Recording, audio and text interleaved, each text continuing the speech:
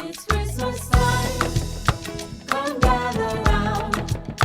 Joy is here, our hearts are glad. Ẹ wá bá wa yọ̀ ní ilé Iyan by us. Kájọ máa gbádùn oúnjẹ, ìtura tí a fẹ́ràn. Lights are shining, bells are ringing, hot pounded yam, everybody is singing. Everybody asúnwọ̀n àtàsúnwẹ̀súnwẹ̀, Ile Iyan by us makes Christmas sweet. Lights are shining, bells are ringing, hot pounded yam, everybody is singing. Everybody asúnwọ̀n àtàsúnwẹ̀súnwẹ̀, Ile Iyan by us makes Christmas sweet.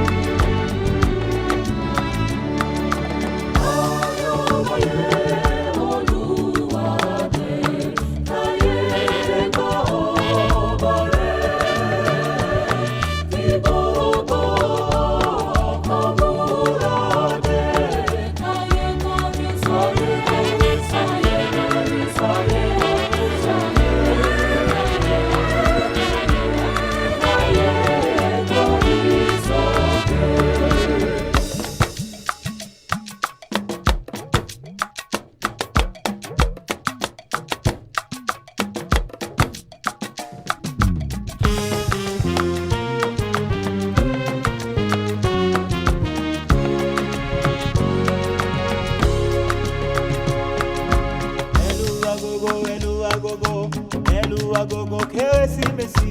Elu agogo, Olùgbàlàdé o.